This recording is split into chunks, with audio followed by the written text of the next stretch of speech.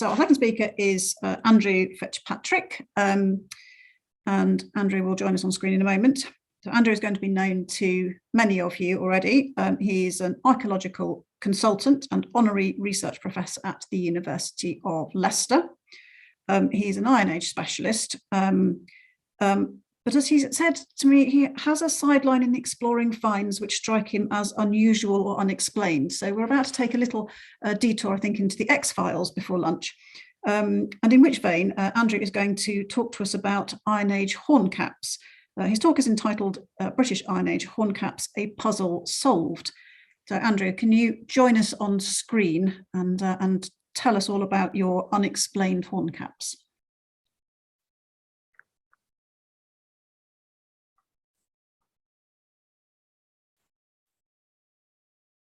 So,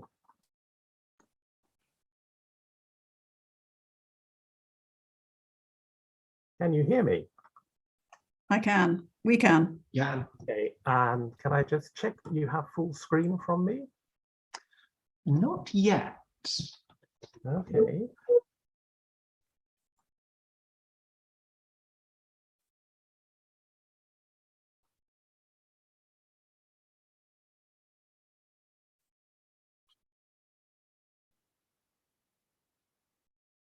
How about now?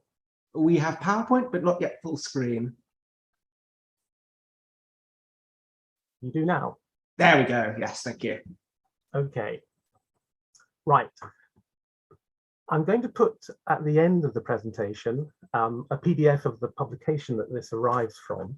So you have the option of listening or coming away at the end in 20 minutes and hearing tests. What are Iron Age horn caps? Well, they are small metal fittings, about 50 centimeters, 50 millimeters in this case high. They're hollow and they go on the end of a wooden stick.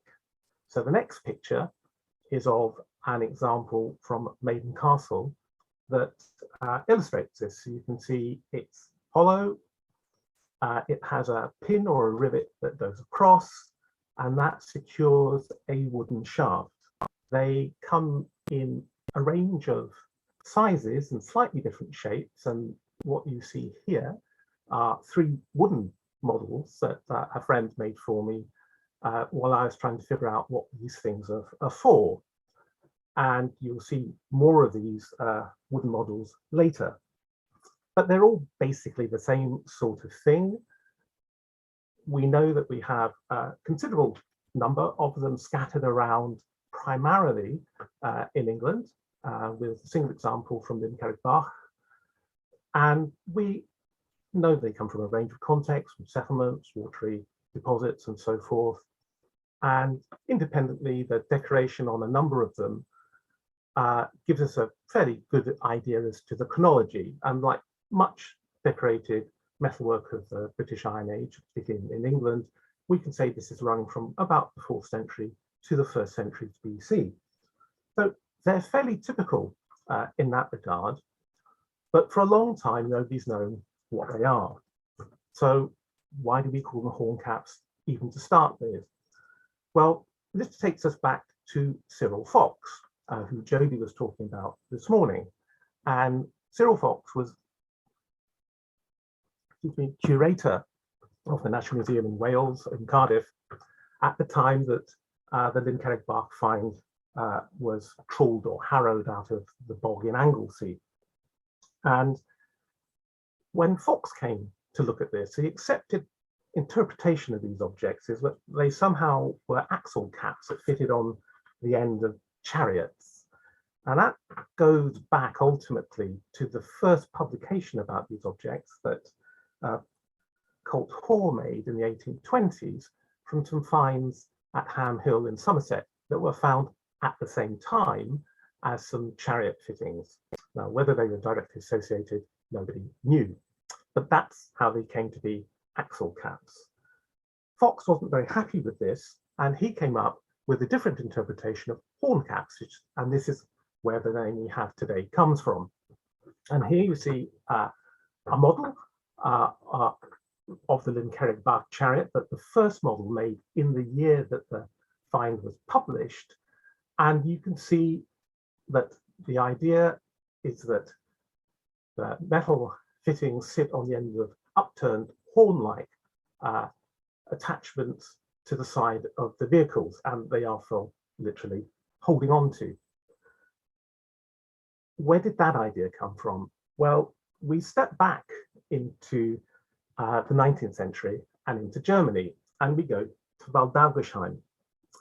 And in the middle of this picture, you can see some of the metal fittings from this very well furnished grave chariot, and is very well known for the beautiful jewelry in it.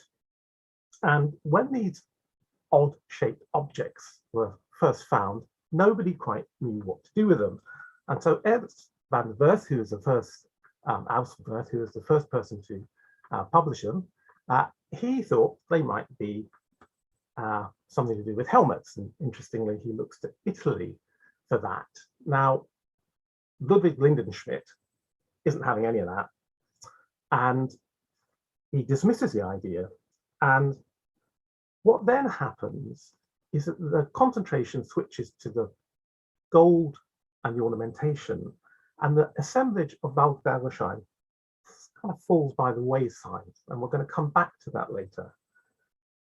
But in terms of why does Fox think they might be horn caps, we come to Paul Jakobsthal.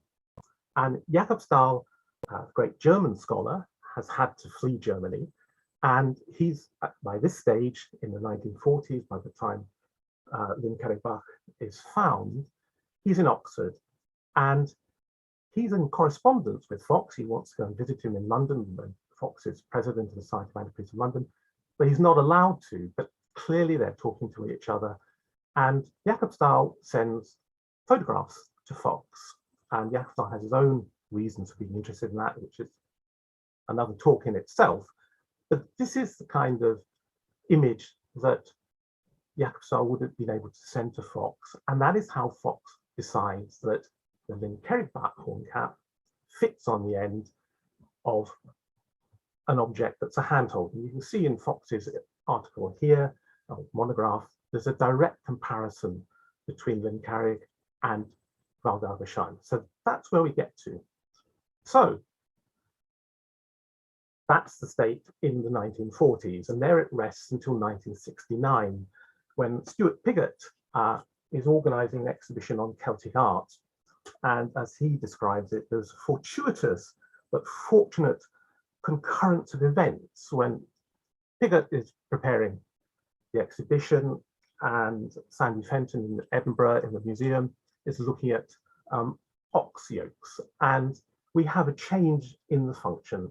So what happens is Pigott picks up an idea by Edouard Marian, which takes the wooden yoke from La Tène that is in the middle of the picture, and he suggests that this is where the Waldaugesheim horns fit. It's rather misleading when you look at the bottom one of La Cour Saint-Étienne, which Marian's publishing, because there isn't actually a wooden yoke there. It's just an assemblage of objects retrieved from a sand pit in 1911. But this is how we get to the idea of they will be coming on the end of yokes, and more recent find from Spechamp in Belgium would support this kind of interpretation. And so after 1969, Cardiff has a new model, and the horn caps move from one part of the vehicle to another.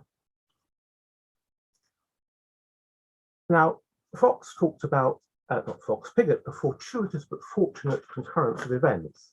I'm not sure what follows next will really count for that, but this explains how I came to be looking at the object. I was puzzling over what the iron bars, which are shown in red in the grave at North Birstead that Matt showed the shield boss from earlier, what they might be. And after much puzzling, I decided to figure out what wooden remains attached to the iron bars might suggest. And it comes out that they look like a box. And then when you add the wood in, it looks like that. And then when you go and look at a typical, if there is such a thing, burial in Yorkshire, you add in the box around the grave. So I've been pondering about whether the north bursted iron bars represent the carriage of a wheeled vehicle. So I'm looking at that, and I'm looking at Martin Schoenfelder's big book on Iron Age burials with vehicles in them. And Martin has a picture like this. And he's talking about what goads and whips look like. And Martin illustrates them that way. And I looked at them and thought, well, if you turn that round the other way, isn't it one of those? And it's interesting that when Ian Stead was writing his PhD, he suggested that one of the finds here from Condé-sur-Marne that Martin shows in the previous slide, Ian wonders whether what was described as a whip fitting from the Queen's Barrow could be like the object in Condé-sur-Marne, which is the one in the middle.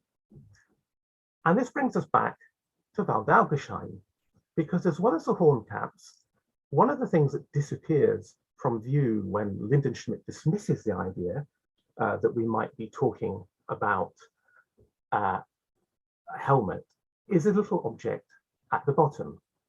And what Alston Wirth says in his first publication is, I don't know what it is, but I think it probably is something to do with a chariot or with harness fittings. And that's exactly what Emil Schmidt said about Condé-sur-Marne in the first publication. He said, well, it could be a bâton de commande, wonderful French term, or it could be the end of a whip.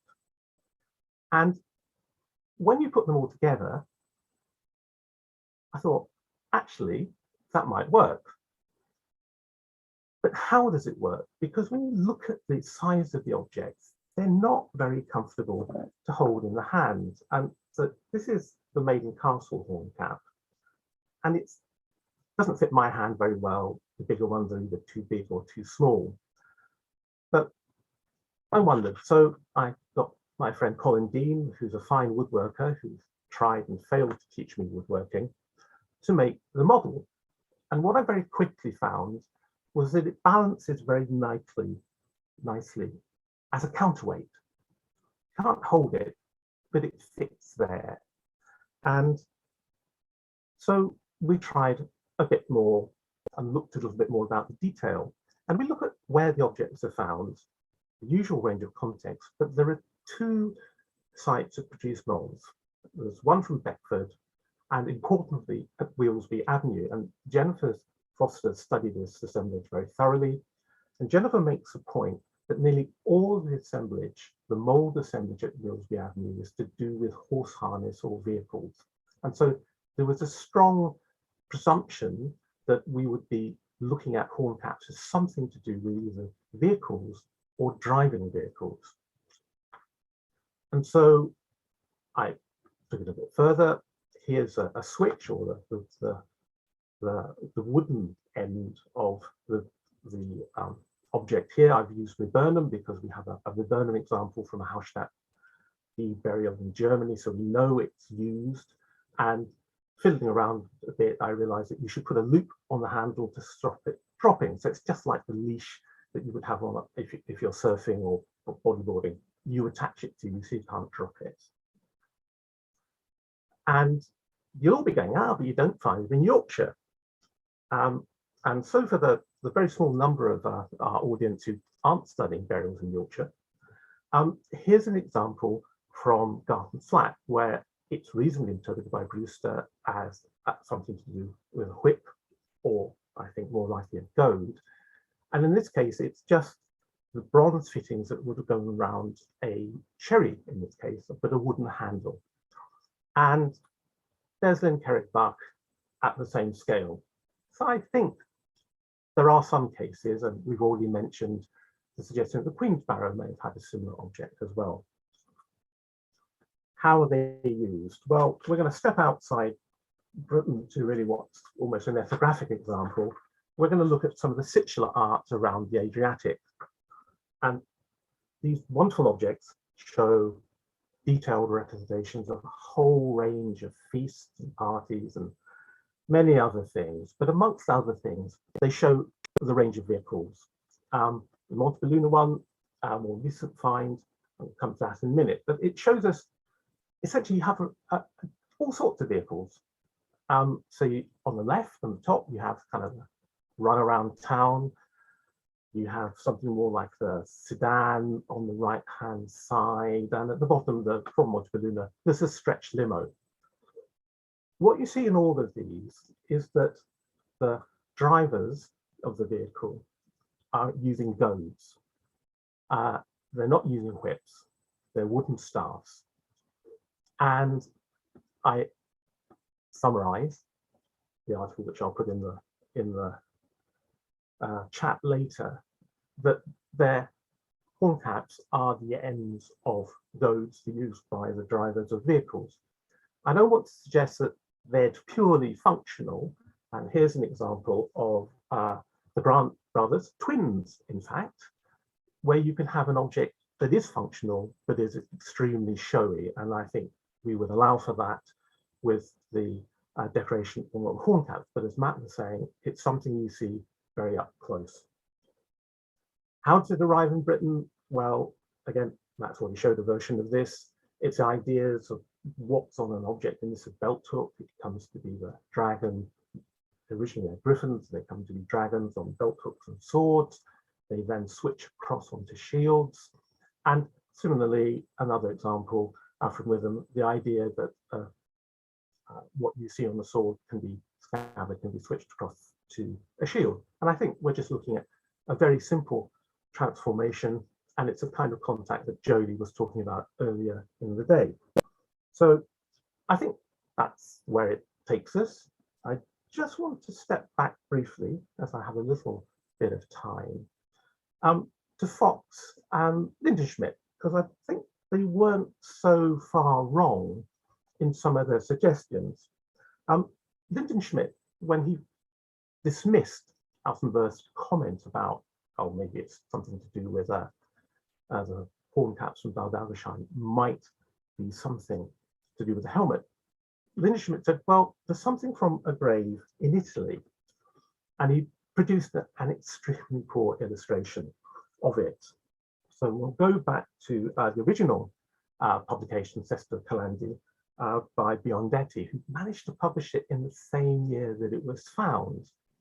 Now, this dates to the end of the early Iron Age at Goliseka, and a few years after that, a second grave was found nearby with very similar objects. This time it took them almost 25 years to publish it. But here's a close-up of one of the bronze fittings from the vehicle. And if you look at it another way, you can see that actually it looks remarkably similar to the end of the horn cap. And Raphael de Marinis, who republished this assemblage recently, perfectly reasonably suggests, well, they're the handholds from a vehicle, which are often elaborately decorated in bronze in Italy at this time. And he drew attention to, in the boy racer version of the chariots, that always they're shown, as well as the goad, with a little handhold here. So I just want to throw out, for the edification of colleagues who work in Yorkshire, and also in Ireland, Fox's original idea that, well, maybe the Lochgar handholds are just that, and to the same scale, another find from Yorkshire. But that's for others to worry about. What's it mean? What's the significance of this? Well, I think what it tells us is that when we look at burials and also vehicles, we're missing part of the story. We're missing the horses, which very rarely get buried, and we're missing the person who drove the vehicle. Now, this is the replica made for the Time Team program, the Ancestors, I think, in 2012. And Mike Loads, who oversaw this, makes the point that because they only had a day to do the filming, and that's because Nugget, the Welsh pony, has to go off and do rehearsals for Cinderella, so they only have one day's filming with people. It's only because the horses or ponies are trained thoroughly that it works. And it's an enduring truth of working with horses that they take a lot of looking after. And normally, any wealthy family will be having a groom, and this is a classic example of the groom exercising, in this case, 2 thoroughbred race horses. And they are people who would drive the vehicle because the horses have their trust, they would have looked after them, they keep them fit, they muck them out. They are really important people in the story, but neither the horses nor the grooms really figure in when we talk about chariot fittings or chariot burials. And I think it's an important part that we need to put back into the story. And so when I finish with this slide, I don't see Andres Ferger in the Swiss version of the chariot trying not to fall off it, which is what he's trying to do. What I see are 2 very glossy and very fine horses. And I think that's something that we need to put back into our understanding of the objects, in this case, the horses, and also obscured by the warrior here, the groom who's driving the whole show. Thank you.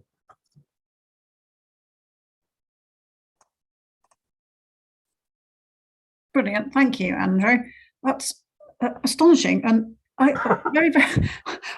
very small and non-technical question. What on earth is the difference between a goad, a whip, and a switch? Just before I go on to the chat, which has many questions in it. Okay, the goad is basically it's stiff, it's rigid, it's a rod. The whip has a bit that moves, and you tend to use those where you are, for example, with a 4-team chariot, or 4 horses, you need to have the extra reach to get to the horses on the outside. But with 2, you can just tap them gently on the bum. You don't want to stick anything into their bum because they'll kick, and that's the end of the whole show. The switch is another name for just the wooden rod that you might use. Brilliant, thank you. So Frelin says you have exactly those loops on horse crops and whips even now. So yeah, modern equivalent. And then Rachel says, the shape is the same as the Chalcolithic Early Bronze Age cannel coal napkin rings in Scotland, which are thought to be cloak fasteners. Could they be working to fasten a fabric cover of some sort? I'm not sure I quite follow that, but I think the answer is I don't think so. But like, run that by me again. I was just putting the PDF in chat. Sorry, so the shape is the same as Chalcolithic or Early Bronze Age cannel coal napkin rings in Scotland, which are thought to be cloak fasteners. Discuss. Yeah. I think it's the over a beer discussion, isn't it? Well, no, it's okay. Well, it's okay. We're in the copper age. I think I know what I'm talking about now. I don't think so. I think it's probably fortuitous. I think that it is originally a decorative terminal, but what's happened is it is something that in Britain it's a straight map across, and we know we have in Hallstatt burials. So with vehicles in Germany, we have example of goads. So we're pretty confident that the ones that Schoenfeld in particular, pretty confident that the ones at Waldau-Wischheim are just the continuation of that object into maybe the early 4th or late 4th, early 3rd century, and then it stops. What happens in Britain is it becomes another example of the very showy horse gear that we are very familiar with. So as the question about shields came up, a lot of shield work in continental Europe is very utilitarian, and in Britain it's very showy. It's the same with horse gear. The British stuff is very elaborate, and most of continental Europe just reverts to using iron. Thank you. And then I'm going to have to sort of just quickly dash through these questions so he keeps time. Jim Cleary asked, are there any wear patterns from the proposed fabric loops visible? I don't know, because this was done in lockdown, and that's when models were made. This was, I think some people know, if I'd been able to get the DIY material from B&Q, I'd be doing something else on the unexpectedly free evenings. I think Mel and her students will probably be able to answer that better than me. I don't know is the honest answer. I'm just trying to figure out what you do with a metal object on a very narrow wooden stick. Okay. Rebecca or Reb says you can also see the kind of whip used on Philippus imitation staters across Gaul, and she's given us some references. So and Tess is saying she's seen a few of them in person, and that Roland and her got interested in them as the construction is reminiscent of Taurus talks. So there you go. Tess and I have had that conversation. And just to say, we had a look at quite a few, and we couldn't see where immediately, obviously, on the ones we looked at, only a couple of them, but you would get a very fine textile band. And if you look at the very elaborate, of the few examples that we have of the elaborate weaving, again from Yorkshire materials in Yorkshire, it fits quite neatly. Okay, probably final quick question, Andrew, before I move on to Tess. Just from Holly, are they found in pairs as well as singularly? So do you get a matching set? No, there's one example from Ham Hill where two are found from the same site, but they are not an identical pair. Okay.